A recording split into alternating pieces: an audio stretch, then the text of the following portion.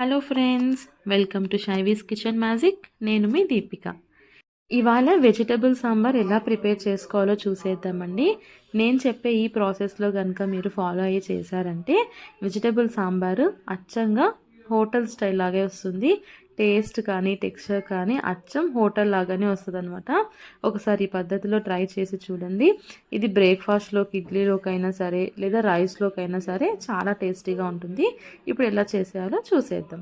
దీనికోసం నేను ప్రెషర్ కుక్కర్లో నేను చూపిస్తున్న ఈ కప్పుతోటి 2 కప్స్ దాకా కందిపప్పుని తీసుకున్నానండి. ఈ కందిపప్పుని 3-4 టైమ్స్ బాగా వాష్ చేసేసి పప్పు మునిగి పైనుంచి ఒక 1/2 ఇంచ్ దాకా వాటర్ వచ్చేదాకా వాటర్ పోసుకోవాలి. వాటర్ పోసుకొని మీకు ఒకవేళ టైం ఉంటే దీన్ని ఒక 1/2 అవర్ పాటు నానబెట్టి ఉంచండి. టైం లేదు అనుకుంటే వెంటనే కుక్కర్ లిడ్ క్లోజ్ చేసేసి కుక్ చేసేసుకోండి. ఒక 3-4 విజిల్స్ పెట్టేసి పప్పును ఉడకడానికి పెట్టేసేయండి. తర్వాత ఒక పెద్ద నిమ్మకాయ సైజ్ అంత చింతపండుని తీసుకొని అది ఒక 3-4 టైమ్స్ వాష్ చేసేసి కొన్ని వాటర్ యాడ్ చేసేసి చింతపండుని నానబెట్టుకోండి. ఒకవేళ మీకు టైం లేదు అంటే వేడి నీళ్ళు పోసేసి నానబెట్టేసుకోండి, త్వరగా నానుతుంది అనమాట. ఈలోపు ఇక్కడ పప్పు ఉడికిపోయింది. ఈ పప్పుని ఎక్కడ పలుకు లేకుండా పప్పు గుత్తితో కానీ మ్యాషర్తో కానీ మెత్తగా మెదుపుకోవాలన్నమాట.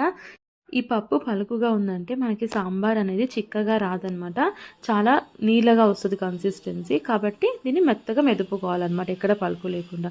తర్వాత ఇక్కడ వెజిటేబుల్స్ తీసుకోవాలి. మీకు ఏ వెజిటేబుల్స్ అవైలబుల్ ఉంటే అవి తీసుకోవచ్చు అండి. నేను ఇక్కడ క్యారెట్, టొమాటో, ఆనియన్, ముల్లంగి ఇంకా పొటాటోస్ తీసుకున్నాను. ఇంకా ఇవే కాదండి వెజిటేబుల్స్ ఇంకా ఏమైనా తీసుకోవచ్చు. బీన్స్, క్యాలీఫ్లవర్ తీసుకోవచ్చు. ఇంకా దోసకాయ, సొరకాయ, బీరకాయ, బెండకాయ, మీకు ఏ వెజిటేబుల్స్ అవైలబుల్ ఉంటే ఆ వెజిటేబుల్స్ అన్నీ కూడా ఈ సాంబార్లో యూజ్ చేసుకోవచ్చు అనమాట. ఈ వెజిటేబుల్స్ అన్నీ కూడా ఈ మనం మెదుపుకున్న పప్పులోకి వేసేసి జస్ట్ ఒక 1/2 టీ గ్లాస్ దాకా వాటర్ వేసేసి ప్రెషర్ కుక్కర్ లిడ్ క్లోజ్ చేసేసి ఈ వెజిటేబుల్స్ని కూడా మీడియం ఫ్లేమ్లో 2 విజిల్స్ పెట్టేసుకొని కుక్ చేసుకోవాలి. 2 విజిల్స్ చాలండి, ఎక్కువ పెట్టేసామంటే విజిల్స్ వెజిటేబుల్స్ అన్నీ మ్యాషీగా అయిపోతాయి. అందుకు 2 విజిల్స్ సరిపోతుంది. చూసారా, 2 విజిల్స్కి ఈ వెజిటేబుల్స్ అన్నీ కూడా పర్ఫెక్ట్గా కుక్ అయిపోయాయి. ఇప్పుడు ఈ కుక్ అయిన వెజిటేబుల్స్లోకి మనం నానబెట్టుకున్న చింతపండు నుంచి తీసిన చింతపండు గుజ్జును వేసుకోవాలి.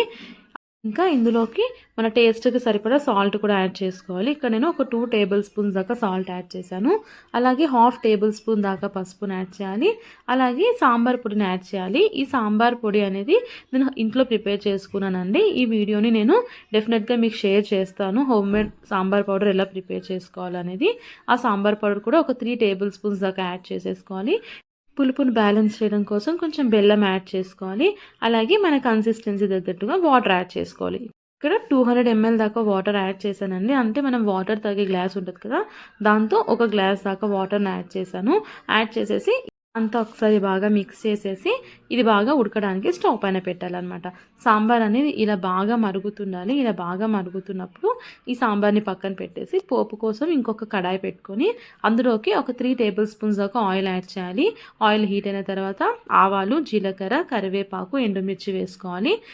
ఇవి బాగా ఫ్రై అయిన తర్వాత ఒక చిన్న ఉల్లిపాయని సన్నగా పొడుగ్గా తరుక్కున్నది వేసుకోవాలన్నమాట.